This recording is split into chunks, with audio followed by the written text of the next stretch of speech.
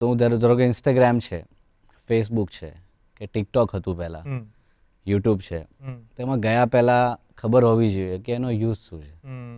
આપણે કૂદકો મારીને ફેમસ થવા માટે કે ખાલી કરે રાખો એના માટે તો નથી. કોઈ પ્લેટફોર્મ બનાવ્યું છે તો એનો એક ઝરિયો હોય. આજે આપણે ઇન્ટરવ્યૂ કરીએ છીએ તો લોકો સુધી પહોંચવાનું તમારી સ્ટોરી પહોંચે, મારી સ્ટોરી પહોંચે, તમે એક સારું ઇનિશિયેટિવ કંઈક કરીએ એમ સાથે. તો કોન્ટેન્ટ માટે એવું જ હતું કે કોન્ટેન્ટ બનાવું છું તો શા માટે, ઇન્સ્ટાગ્રામ શેના માટે છે. તો એની રિસર્ચ કરી કે ઇન્સ્ટાગ્રામ એક એવું ટૂલ છે કે તમે લોકો સુધી પહોંચી શકો. તમારે પછી એમાં કોઈની જરૂર નથી.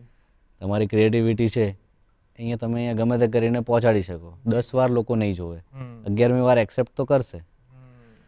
ઇન્સ્ટાગ્રામ ચાલુ કર્યું એનું કારણ તો જો કે મારો ફ્રેન્ડ હતો, હું તો એમને વિડીયોઝ બનાવતો હતો ફન માટે, અને મને ગમતું હતું કે મને થોડું સારું લાગે લાઇટ. મને ક્યારે રિયલાઇઝ નથી થયું કે મારો કયો પહેલો વિડીયો ગયો છે. મને 1-2 વર્ષ પછી કદાચ એવું લોકોએ મને કીધું, હું જ્યારે બહાર નીકળ્યો, કારણ કે હું તો બનાવી રાખતો હતો મારા ફ્રેન્ડ સપોર્ટ, બહાર મળું ઘરની એવું, એનાથી વધારે નહીં. ત્યારે એવું થયું કે 4-5 વિડીયો વાયરલ ત્યારે જ ગયા હશે, પણ રિયલાઇઝ નહીં. અત્યારે હું બહુ જ મારી પ્રોફાઇલમાં નીચે જઈને જોઉં ને ત્યારે મને 50,000 વ્યૂ દેખાય 2018-19ના વિડીયોમાં. એટલે ત્યારે બી 50 આવતા હતા એવું થાય છે અત્યારે. પણ મને રિયલાઇઝ એવું ક્યારે નથી થયું કે મારો પહેલો વિડીયો આવી રીતે ગયો છે, ટુ બી ઓનેસ્ટ.